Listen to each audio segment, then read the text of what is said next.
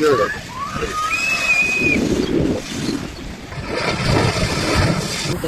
গরু বাজারের রাস্তার এলাকায় আর ভিডিওটা যেমন পারি শেয়ার করে দেবো আপনাকে দেখি। প্রিয় উপজেলার ধাপানপাড়া গ্রামে দেখা দিয়েছে ব্রহ্মপুত্র নদীর ভয়াবহ আকারে ভাঙন। দেখুন কতটা ভয়াবহ আকারে ভাঙছে এই জায়গাগুলো। প্রতি বছরই কিন্তু এই জায়গাগুলোতে ভাঙন হয়, আর এবছর কিন্তু বর্ষার শুরুতেই যে পরিমাণে ভাঙন হচ্ছে তাহলে কিন্তু আন্দাজ করা যাচ্ছে যে বর্ষার মৌসুমে কিন্তু এখানে প্রচুর পরিমাণে ভাঙন হবে। দেখুন দেখুন কতটা ভয়াবহ আকারে ভাঙছে, কতটা জায়গা জুড়ে একসাথে নদীগুলো বিলীন হয়ে যাচ্ছে। আসলে এই ধাপানপাড়ায় যে পরিমাণে ভাঙন হয় সেটা খুবই মর্মান্তিক। আর এখানে এখন যে পরিমাণে ভাঙন হচ্ছে সেটা খুবই হতাশাজনক। আসামের ধুবড়ী উপজেলার ধাওয়ানপাড়া যে গ্রামটি রয়েছে, এই গ্রামটিতে ব্রহ্মপুত্র নদীর একটি উপশাখা নদী গড়াখনিয়া নদী যে রয়েছে সেটি এখান দিয়ে বয়ে গিয়েছে। আর সেই নদীতে এই প্রবল স্রোতের কারণে কিন্তু এখানে প্রতিনিয়তই ভাঙন হচ্ছে। এই ভাঙনের ভয়াবহতা বলতে গেলে এটা খুবই ভয়ানক আকার। দেখুন দেখুন কীভাবে ভেঙে যাচ্ছে, কতটা জায়গা জুড়ে এখানে ভাঙন হচ্ছে। ধাপানপাড়ায় যে এখান থেকে পাকার যে সড়ক রয়েছে সেই সড়কের যে মাথাটা ছিল সেটা কিন্তু এই নদীগুলো ধীরে ধীরে বিলীন হয়ে যাচ্ছে।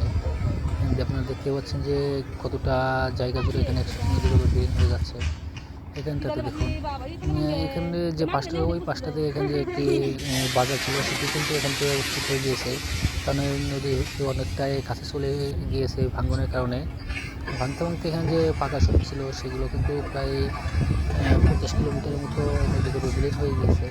এখানে প্রায় শতাধিক বাড়ি গত বছর কিন্তু নদীগর্ভে বিলীন হয়ে গিয়েছে। দেখুন দেখুন এই জায়গাটাকে দেখুন কীভাবে ভেঙে যাচ্ছে। এই ধাপানপাড়া গ্রামের অধিকাংশ মানুষই কিন্তু এখন এই ভাঙ্গনের কবলে পড়ে নিঃস্ব হয়ে গেছে। আর বাকি যে মানুষগুলো রয়েছে তারা কিন্তু এখন দুশ্চিন্তায় দিনাতিপাত করছে। এবং যদি সরকার কর্তৃক এখনও কোনো প্রকার পদক্ষেপ না নেওয়া হয় তাহলে কিন্তু এবছর বর্ষার সময় কিন্তু বাকি যে ধাপানপাড়া ওষুধগুলো আছে সেগুলো কিন্তু নদীগুলো বিলীন হয়ে যাবে। সুতরাং ধাপানপাড়াকে যদি রক্ষা করার জন্য কোনো প্রকার পদক্ষেপ এখনই গ্রহণ করা না হয় তাহলে সেটা কিন্তু সরকারের ব্যর্থতা হবে। আর সরকারের ব্যর্থতার কারণে কিন্তু হাজার হাজার মানুষ মৃত্যুবরণ শিকার হবে। সুতরাং আমরা আশা করছি যে সরকার এদের প্রতি নজর দেবে এবং এখানে কোনো পর্যাপ্ত ভালো কোনো ব্যবস্থা করে দেবে। ধাপানপাড়ার এই অসহায় মানুষদের পাশে এখন তারা কেউ নাই।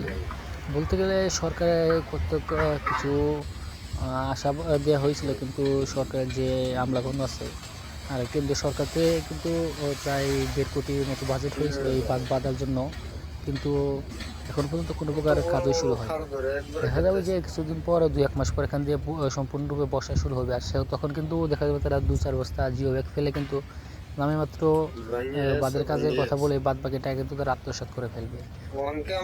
পরবর্তীতে দেখা যাবে যেখানে যে নদীর পাড়ের যে মানুষগুলো রয়েছে অসহায় মানুষ তারা কিন্তু এই ভুক্তভোগী শিকার হবে।